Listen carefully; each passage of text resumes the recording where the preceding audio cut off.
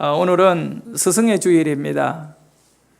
교회에서 스승의 주일을 지키는 것은 교회에도 학교가 있기 때문에 그렇습니다. 우리 교회에는 학교가 3개가 있습니다. 유치부, 그리고 또 유초동부, 중고등부, 4개네. 청년부도 학교입니다. 연령별로 나누어 가지고 우리 자녀들의 영적인 교육을 위하여 고군분투하는 우리 선생님들이 많이 계십니다.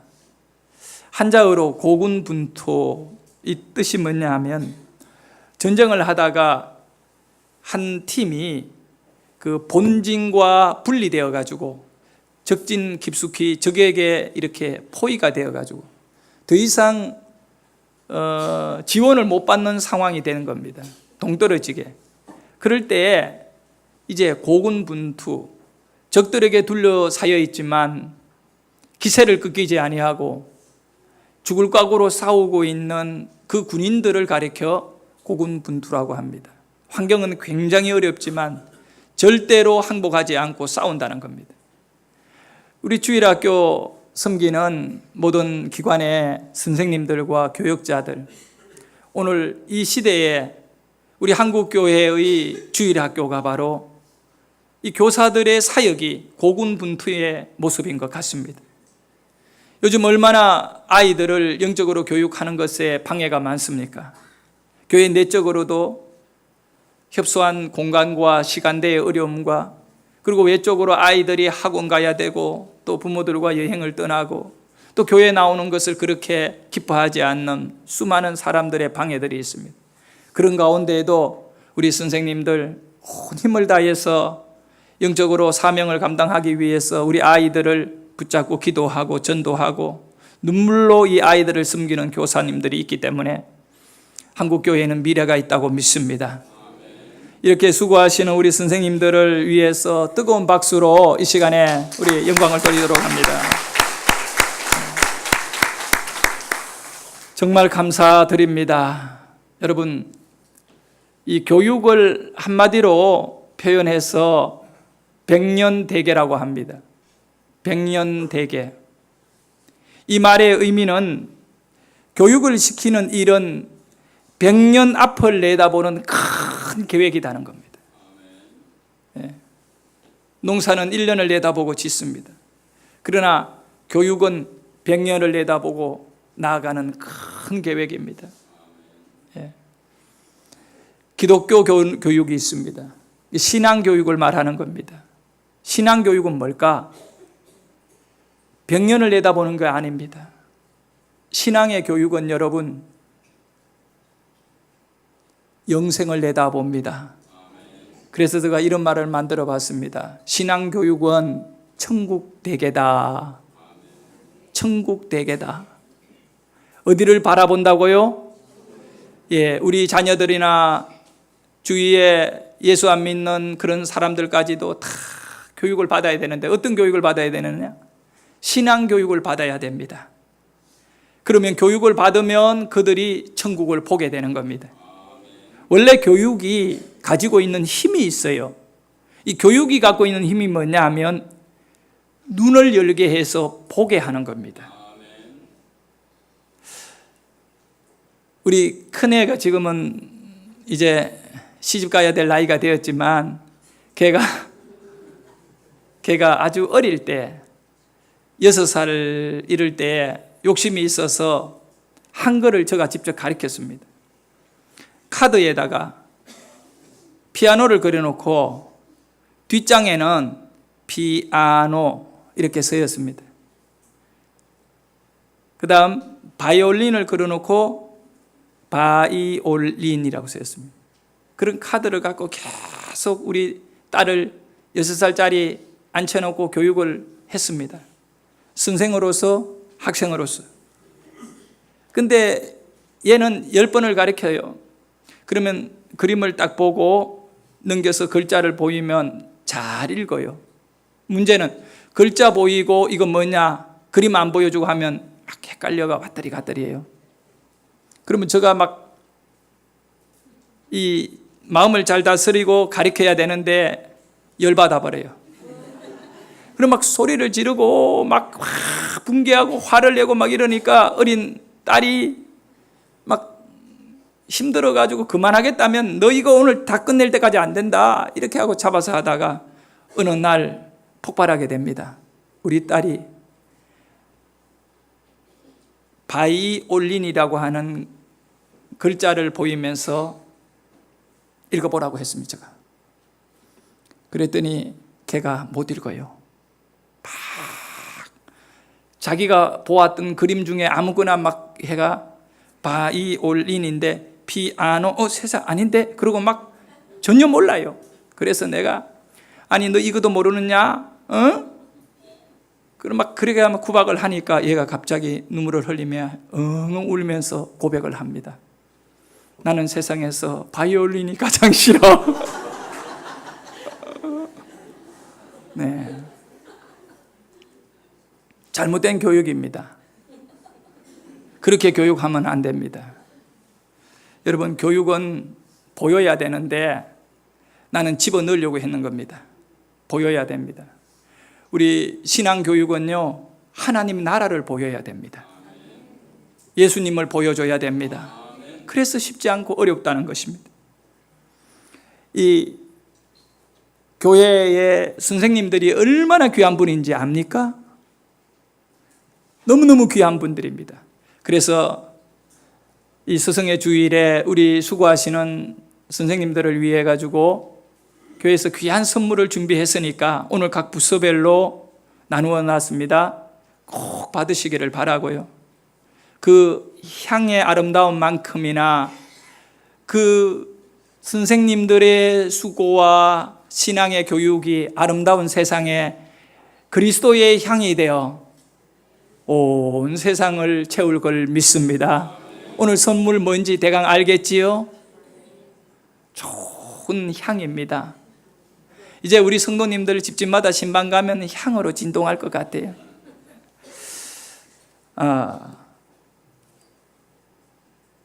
이 교육이요, 얼마나 중요하면 아예 초대교회 2000년 전에 기독교가 탁 시작하면서 그때 사도 바울이 고린도에 있는 교회에다가 편지에서 말합니다.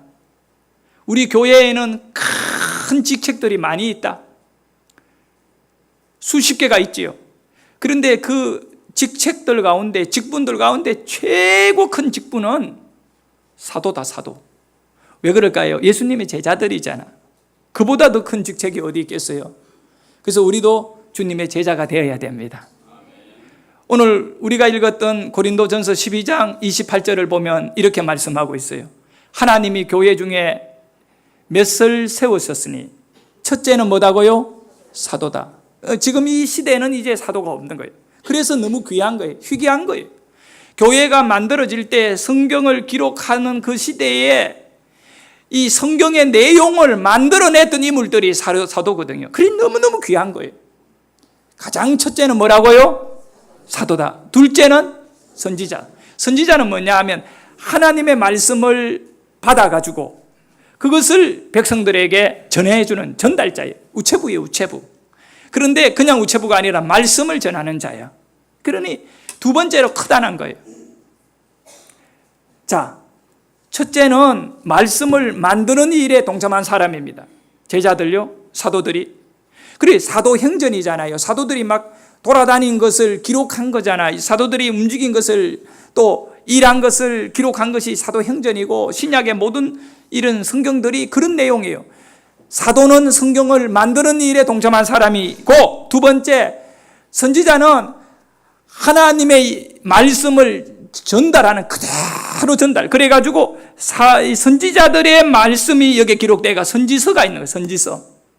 예레미야, 이사야, 이 전부 선지자예요. 할렐루야.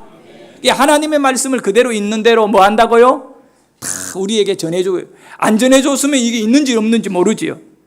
그 다음에 세 번째, 정말 중요한 거 있습니다. 누가 있다고요? 교사가 있다. 교사. 세 번째가 교사예요. 여기 보면 교회는 요즘 목사도 있고 장로도 있는데 끼지도 못해요. 원래 교사는 목사가 포함돼요. 장로는 포함 안 돼요. 가르치는 게 목사거든요. 원래 목사의 직분이 교사의 직분이에요. 그래서 일본에 가면 그 일본의 목회자를 뭐라고 부른다고요? 예, 목사라고 안 부르고 센세이라고 부릅니다. 우리 한국인들 중에 센세이가 뭔지 모르는 분은 없을 거예요. 센세이가 뭐예요? 선생님이에요. 선생님. 교사예요, 교사. 예. 그리고 난 다음에 고린도서 12장 28절 다시 한번 볼까요? 첫째는 사도요, 둘째는 선지자요, 셋째는 교사고, 교사 밑으로는 넷째, 다섯째가 나와요, 안 나와요? 나오지. 나오는데 순서를 말 안 해. 나머지는 그냥 다. 그 다음 네 번째로 나오는 것이 그 다음이라고 말해요. 그 다음에는 뭘까요? 능력을 행하는. 여러분, 오늘날 교회 안에 능력을 행해봐요. 난리 납니다. 내가 능력을 못 행해가지고 목회를 이렇게 하고 있지. 팍 능력을 행해가지고 어느 날 갑자기 땅 샀어요. 대박 났어요. 그럼 구름대같이 몰려옵니다. 그 다음에 병 고치는 은사, 막 죽을 사람 송장 들고 앞에 눕혀놓으면 설교 시간 이러면 벌떡 일어나요. 난리 납니다. 그런데 이런 것들이 얼마나 대단해요, 눈에 보기에. 그런데 전부 뭐 다음이다? 교사 다음인 거야. 오늘 여기에 교사들이 앉아 있다면 여러분이 현재 하나님으로부터 받은 바 되는 이 귀한 직분이 얼마나 흠모하고 천사도 흠모할 만한 아름답고 귀한 것인 줄 아시기를 바라겠습니다. 네. 그리고 교사가 아닌 분들은 교사의 직분을 위해 수고하시는 분들을 존경할 줄 좀 알았으면 좋겠습니다. 아무리 똑똑해도 믿음이 없으면 절대로 교회에서는 교사가 될 수가 없어요. 왜 그럴까요? 교회에서는 뭘 가르친다고요? 예수님을 가르쳐야 되는데, 그 예수님을 믿지 않으면 가르칠 수가 없는 거예요. 여러분, 교사가 해야 할 일이 뭐냐? 다른 거 없어요. 그 아이를 예수님께로 데려가면 되는 겁니다. 그 말씀을 통하여 아이들에게 예수님을 보여줘야 되고 예수님에게 데리고 가면 돼요. 그리고 아이들이 예수님을 만나면 믿음을 가지게 되는 거예요. 교사에게 가장 중요한 것은 예수님을 만난 믿음이에요. 이 믿음으로 아이들을 키워내는 거죠. 그래서 교사에게 필요한 마음이 있다. 어떤 마음이 있냐면, 내가 맡은 영혼들, 아이들을 엄마의 마음으로, 아빠의 마음으로 그 유치부나 유초동부나 중고동부 이 아이들을 돌봐야 된다는 겁니다. 얘가 똥을 싸면 부모는 어떻게 합니까? 전혀 짜증내지 않고 당연히 똥을 싸야 돼요. 만약에 여러분의 자식이 똥 안 싸면 어떻게 돼요? 변비예요. 병원 가야 되고, 이거 문제가 아주 큽니다. 이 똥 싸는 거 귀한 일이에요. 오줌 싸고 다 그런 거예요. 그거를 부모니까 감수하고 기쁨으로 그 일을 희생하는 거예요. 우리 교사들은 하나님이 내게 맡긴 그 영혼들이 전부 하나님의 자식들인데, 하나님이 나에게 이 거룩한 귀한 일을 대신하도록 축복해 주셔가, 첫째는 사도요, 둘째는 선지자요, 셋째는 교사인데 나를 그 귀한 사역의 반열에 세워주신 은혜가 감사하고, 그래서 그 하나님의 자식을 무시하면 안 돼요. 교회 모든 아이들은 누구의 자식이라? 하나님의 자녀를 구박하거나 무시하거나 대강 해가지고 하면 안 돼요. 한 번씩 뉴스에 나옵니다만은 아이를 보는 그런 부모들이 이 수면제를 먹여가 애를 그냥 재워버리고 하루 종일, 그죠? 저녁에 엄마가 집에 와서 퇴근해서 애 보면 잠을 안 자는 거야. 워낙 낮에 잠을 많이 자가지고 거의 아침에 약 먹여놓고 이 부모는 놀고 있는 거야, 계속. 이상하다. 애가 막 밤 늦게까지 눈이 도롱도롱해요. 왜냐? 계속 잠잤으니까. 그래가지고 그 부모가 부모 모르게 카메라를 딱 준비했다잖아. 아침에 애가 만나가 조금 찡찡거리면 물에다가 약 딱 먹여가지고 먹여버리고 재버리니까 애가 하루 종일 자고 저녁에 잠 깨는 거예요. 그리고 밤에는 또 말똥말똥하고. 편하게야 편하겠지만 그게 보는 거 아니거든. 아이를 양육하는 거예요. 그래서 교사는 아이를 사육하면 안 돼요. 교회는 사육하면 안 되고 양육해야 돼요. 양육은 엄마가 아이를 키워내는 거예요. 이 믿음으로 아이를 키워내야 되는데 믿음의 원천이 뭘까요? 믿음의 본질 예수입니다.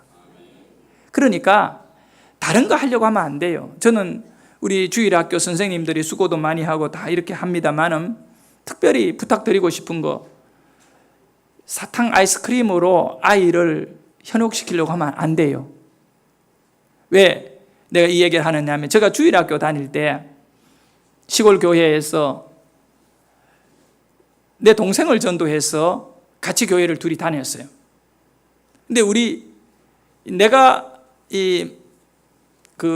소속된 반의 선생님은 나이 든 할머니인데 기도 엄청 하는 할머니고, 그런데 이 할머니는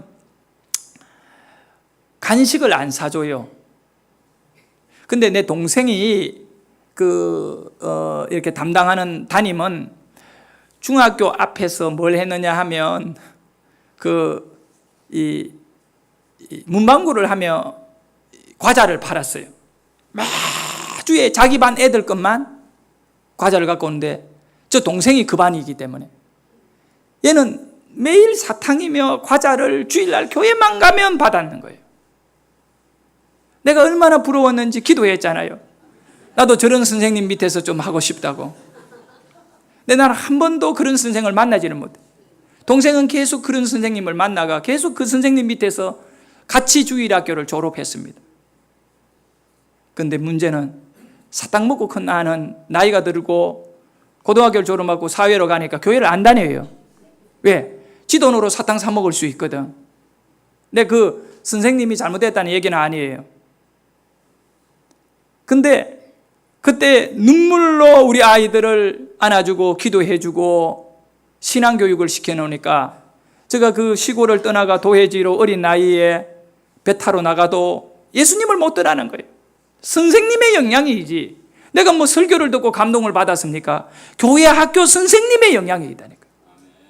비록 사탕은 못 먹어서 그때 억울했지만 지나와 보니까 나에게 그 선생님은 예수를 만나게 해주신 분이야. 그래서 우리 선생님들은 꼭 믿음의 원천인 예수님께로 아이들을 인도해 가기 위하여 분투해야 돼요. 어떻게 하면 예수님께 이 아이가 이룰 수 있을까? 그렇게 하려면 선생님에게 가장 필요한 것이 하나가 있어요. 예수가 좋아야 돼요. 선생님들이 예수가 싫으면 아이들도 싫게 되고 예수가 좋아야 돼. 정말 예수가 좋아야 돼. 이런 사람이 가장 귀한 선생이, 최고의 선생은 예수가 좋아서 그 예수를 아이에게 전해주고 싶어. 자기 힘으로 안 되니까 어떻게 해요? 기도하는 선생이요. 그 인물이 역사 속에 있어요. 누구냐면 무디라고 하는 인물. 구두 순수군으로 배우지도 못하고 학교도 제대로 못 다녔잖아요. 그런데 은혜를 받고 가슴이 뜨거워져가 예수가 가슴에 들어오고 예수가 좋으니까 아이들을 막 전도하고 싶은데 교회 가서 목사님에게 나도 주일학교 선생하고 싶습니다고 하니까 목사님이 가만히 보니까 얘에게 영혼 맡기면 큰일 나겠거든요. 그게 어떻게 했어요? 또 너 안 된다. 너 뭐 공부도 별로 배운 것도 없고 너 하는 일이 구두남 깁는 건데 이래 무시할 수는 없잖아요. 그래가서 이 목사님이 비상한 머리를 가졌나 봐. 잔머리. 잔머리를 잘 굴린 목사님인 것 같아요. 그 잔머리를 잘 굴러가 무디가 만들어진 거예요. 어떻게 했느냐 하면 그렇게 교사를 하고 싶으냐고 물어요. 그렇다고. 그러면 다음 주부터는 교사하라고. 너무 감사해요. 그런데 문제는 한 명도 학생은 주지 않고 네가 전도회가 그 반 운영해라. 네가 전도해서. 교사로 임명은 해줬지만 학생은 안 준 거야. 학생은 교회 밖에 나가면 널려 있으니까 네가 전도해서 그 반을 키워라. 놀라운 사실은요, 1년이 딱 지났는데 어떤 일이 일어난지 아십니까? 그 주일학교 전체 아이들보다 무디 혼자 반이 더 많았어요. 여러분, 이거 정말 놀라운 일이에요. 근데 만약에 한 5명쯤 떼줘서 어떤 일이 일어났을까요? 걔네들 마음 맞추느라고, 걔네를 지키느라고 아마 무디는 거기에 짓눌려 있었을 겁니다. 한 영혼도 안 주니까 망할 것도 없고, 막 한 명 들어오고 오면 100% 부흥, 2명 들어오고 오면 200% 부흥. 그래가 부흥을 일궈냈는데, 그렇게 아이들에게 성경을 가르치는 일에 깊이 빠져 있다 보니까 하나님이 그래 너다 이래서 19세기에 가장 위대한 부흥사요 설교가로 무디를 사용해 버린 겁니다. 원래 교회의 이 주일학교 출신 교사들이 전부 다 나중에 큰 인물들이 됩니다. 혹시 주일학교 교사인 분이 있다면 여러분에게 앞으로 어떤 일이 열릴까 기대하셔도 괜찮습니다. 하나님이 가장 귀한 일에 지금 여러분이 순종하고 감당하고 있거든요. 예수님이 좋아야 돼요. 그러면 아무리 힘들어도 주일학교 선생의 직분을 놓지 않을 뿐만 아니라 최선을 다해서 예수님이 좋으니까 욕을 얻어먹든 피곤하든 상관하지 않아요. 일본에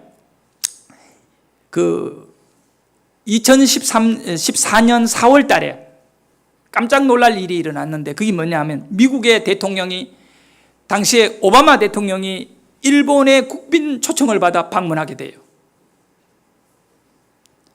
여전히 아베가 총리인데, 아베는 이름은 아베인데 자꾸 우리나라를 힘들게 해가 조금 걱정이 돼요.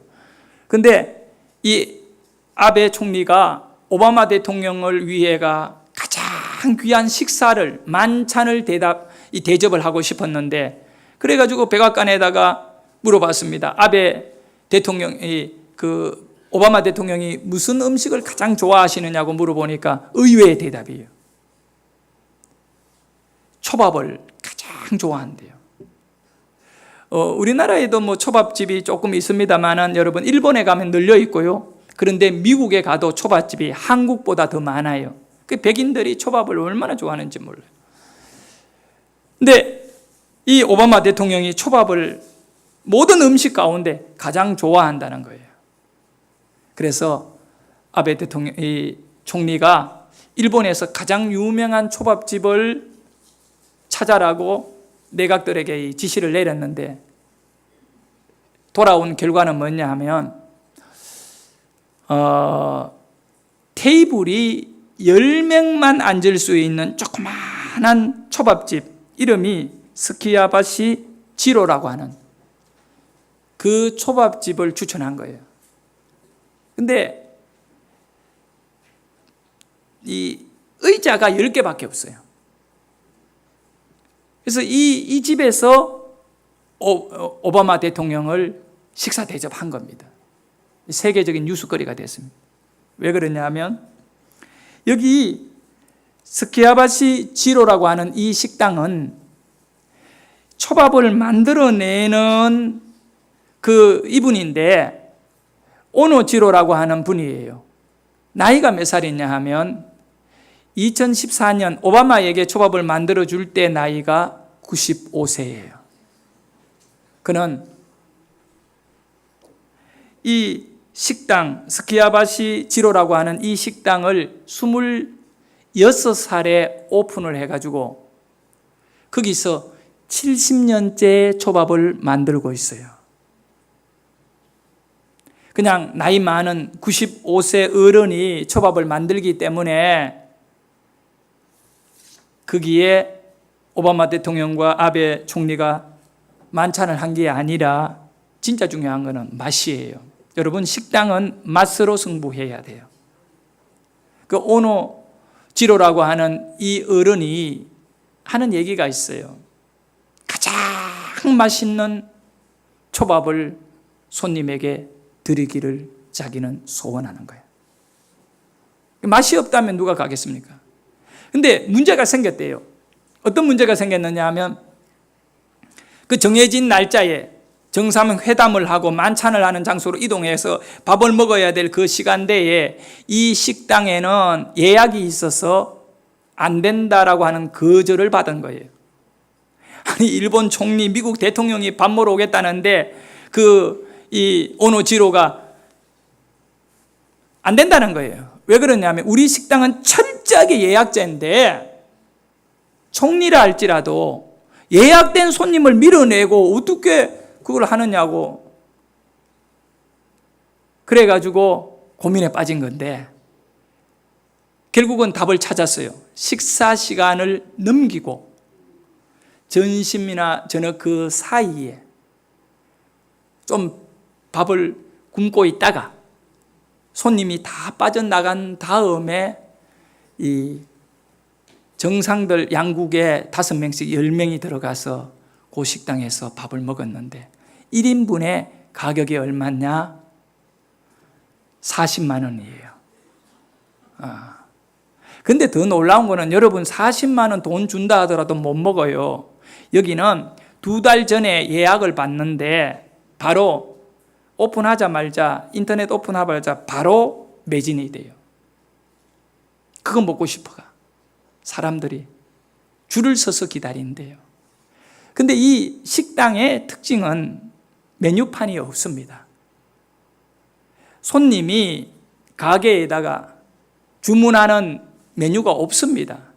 단지 돈을 내고 예약을 해서 정해진 날짜에 딱 오면 이 할아버지가 많은 보조원들과 함께 최고의 좋은 그런 생선들을 준비해 있다가 그 10명을 딱 앉혀놓고 얼굴을 보면서 그 모든 여러 종류의 생선 부위를 알아가지고 주면서 천천히 씹으세요 라고 하는 사람은 천천히 씹어 먹어야 되고 빨리 먹으세요 하면 빨리 먹어야 되고 모든 음식은 이 오노지로 이 장인 초밥 달인이 주는 대로만 먹는 거예요.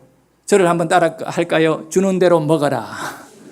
그 식당의 지론이에요. 고객이 선택할 것 아무것도 없어요. 그러나 거기에서 먹고 나가는 사람들의 행복은 대단하다는 겁니다. 40만 원 전혀 아깝지 않다는 겁니다. 주는 대로면 딱 몇 개 주느냐? 한 사람에게 20개를 준다는 겁니다. 그래서 이 식당에 어렵게 시간을 만들어서 식사를 했고 그랬다는 얘기가 있습니다. 이 사람에 대한 이야기는 2011년도에 영화가 만들어졌습니다. 그 영화에 보면 실제적으로 그 가게에서 이렇게 보조원으로 일하는 분이 인터뷰한 내용이 나오는데 무슨 얘기냐? 처음에 그 사람 밑에다가 일을 배우는데 계란만 깨고 계란만 후라이 하는데 아무것도 못하고 6개월을 했답니다. 안 시킨대요. 딱 그것만 한대요. 근데 어느 날 지로가 그 사람에게 얘기했대요. 이제 됐어. 계란 후라이 이제 됐어 하더래요. 근데 자기도 모르게 눈물이 펑펑 쏟아져 내리더래요. 감동이 되어가 계란 후라이 하나 성공했다고 눈물이 나는 거예요. 아주 이 선생님 밑에 제대로 배우기로 작정한 그 수습생이죠. 근데 이 오노지로라고 하는 초밥의 달인 95세 이 할아버지가 그때 신문 기자에게 한 유명한 말이 있습니다. 그걸 여러분에게 소개하려고 합니다. 이렇게 좋고 맛있고 또 귀한 음식을 만들게 되는 비결이 뭡니까? 좋은 생선 이런 말 안 해요. 이분은 만드는 사람의 자세에 대한 이야기를 해요. 자신이 하는 일을 좋아해야 하고 그 일에 반해야 합니다. 그거로 모든 인터뷰는 끝내버린 거예요. 내가 하는 일을 뭐 해야 된다고요? 좋아해야 한다는 거예요. 그리고 그 일에 뭐 해야 된다고요? 반해버려야 된다. 나는 교사 선생님들에게 도전하고 싶어요. 누구보다 세상 무엇보다 예수님을 좋아하셔야지. 초밥 하나 만드는 것도 좋아해가 거기에 반해서 대통령을 그 식당으로, 화장실도 없는 식당이 돼요. 대통령을 그 식당으로 끌어와 버리는데 우리는 예수님에게 반하고 예수님을 좋아하면 어마어마한 역사가 일어날 줄 믿습니다. 교사들이 왜 힘들까요? 예수님을 제대로 좋아하지 않기 때문에 그래요. 그리고 그 교육, 기독교 신앙의 교육에 완전히 반해버리지 않았기 때문에 다시 한번 우리가 이 사명을 돌아보고 우리 교회에서 가장 귀한 직분이 있는데 그 중에 하나가 뭐라고요? 교사이기에 우리는 이 귀한 교사의 일을 중단하지 말기를 소원합니다. 예수님이 사마리아 지역을 지나가셨어요. 근데 한낮인데 우물가에서 쉬시고 계시는데 한 여자가 물동이를 이고 물을 길러 나왔습니다. 그 수가성이라는 곳이지요. 그 우물은 야곱의 우물이고 예수님이 그 여자에게 말을 걸었습니다. 나에게 물을 좀 떠서 줄 수 있느냐고 물어보는 겁니다. 근데 그 여인이 예수님에게 단번에 무시하는 말을 해버립니다. 유대인 남자가 어떻게 사마리아 여자에게 말을 거느냐, 그런 식으로 나온 겁니다. 이 말의 의미는 깊은 내용입니다. 유대인들은 사마리아인들을 인간 취급 안 했습니다. 지금 이 여자가 예수님에게 한 말은 네 내한테 작업 거니 이 얘기입니다. 그런 모멸감을 예수님이 지금 그 여인으로부터 당하고 있지만 우리 예수님은 그 여인의 아픔과 슬픔과 눈물을 보신 것입니다. 여러분, 이 여인은 결혼을 6번째 했습니다. 그러나 이전 5번 상처투성입니다. 그리고 6번째도 이 가정은 이미 깨어지고 아픔과 정말 고통 속에 있습니다. 신학자들은 이 여인이 창녀라고 말합니다.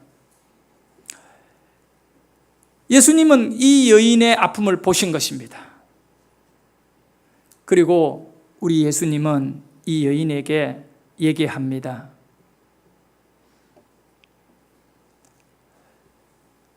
네 남편, 현재 남편도 원래 네 남편이 아니지 않느냐.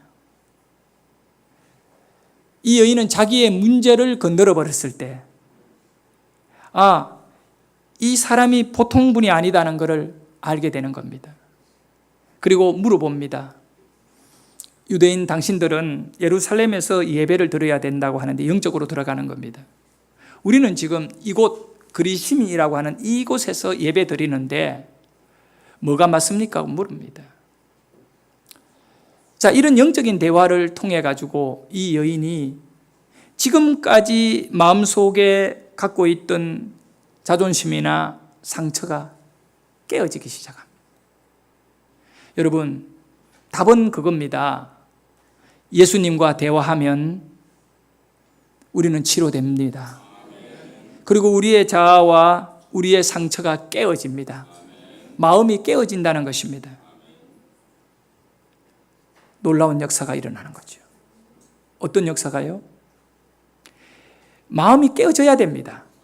교사는 우리 아이들의 마음을 깨야 됩니다. 교만을 깨야 되고요. 세상의 그 욕심을 깨야 됩니다. 아이들의 고집을 깨고 예수 그리스도에게 순종하도록 만들어야 됩니다. 이 우물에 물을 길러 나온 이 여인, 창녀같이 살아가던 이 여인의 아픔과 슬픔, 미래가 없는 이 여인이요, 어떻게 변화되고 축복의 삶으로 살아갈 수 있을까요? 지금 이 여인이 갖고 있는 상처가 치료가 돼야 되는 것입니다. 그 치료를 무엇으로 했습니까? 우리 예수님은 말씀을 갖고 이 여인을 치료해 주셨어요. 그런데 이 여인이 예수님을 통하여 눈을 뜨게 되는 겁니다. 이분은 하나님의 아들이요 메시아인 것을 알게 되는 것은 왜 그러냐 하면 자기 자신의 인생의 모든 삶을 내가 꽁꽁꽁 숨겨놓았던 나의 비밀의 모든 인생을 예수님이 다 알아버리는 거예요. 그래서 그 자신의 마음을 깨버리는 겁니다. 이분 앞에는 숨길 필요가 없구나. 그리고 마음을 깨버린 거예요. 저는 생각합니다. 내가 언제 은혜 받은가? 내 마음이 깨질 때 은혜 받습니다. 깨어진 그 빈틈을 통하여 주님의 은혜와 말씀이 내게 들어와서 나의 심령을 새롭게 만들어버린 겁니다. 이 사마리아의 수가성의 이 여인이, 창녀같이 살아가던 이 여인이 고통과 사람들에게 질타를 당하고 손가락질을 당하고 모든 비난의 대상이 되어버렸던 이 여인이 그 심령이 깨어지고 그 빈틈을 통하여 주님의 말씀이 흘러들어가니까, 생명이 흘러들어가니까 예수님이 하신 말씀대로 내가 주는 물을 먹는 자에게는 그 뱃속에서 생수의 강이 흘러넘치리라. 예수님의 말씀은 우리를 살리는 생수인 것입니다. 교사는 아이들에게 말씀을 전해야 됩니다. 그래서 교사들이 들어야 될 무기가 뭡니까? 성경인 것입니다. 사탕을 들지 말고 성경을 들어야 되는 것입니다. 성경을 가르쳐야 되는 것입니다. 최고의 가르침은요, 내가 은혜 받은 말씀을 아이들에게 가르치는 것입니다. 왜 교회 학교가 무너집니까? 왜 아이들이 변화 안 됩니까? 공과를 가지고 그거를 그대로 읽어주니까 안 되는 것입니다. 만약에 정해진 공과가 있더라도 그거를 갖고 은혜를 받아야 됩니다. 교사가 그 말씀 속에서 눈물을 흘리고 그 말씀 속에서 예수를 만나고 교사 선생님의 강박한 심령이 깨어지고 깨어진 빈틈을 통하여 하나님의 말씀이 스며들었을 때 이 교사가 아이들을 만나면 아이들은 변화되는 것입니다. 주일 아침까지 공과 한 번도 읽어보지 아니하고 펴놓고 아이들과 같이 더듬더듬 읽어 내려가서는 아무런 소용이 없어요. 그들의 심령을 못 깹니다. 아이들의 마음을 못 깨면 아이들에게 변화가 없습니다. 예수님은 그 사마리아의 수가성의 우물가의 이 여인의 무엇을 깼습니까? 항아리를 깼습니까? 아닙니다. 뭘 깼습니까? 심령을 깨버렸습니다. 깨어진 심령을 가진 이 여인은요, 그 깨어진 그 심령 깨어진 사이로 스며들어오는 예수님의 진리와 은혜와 구원의 기쁨을 주체하지 못하고 못 견디니까 어떻게 합니까?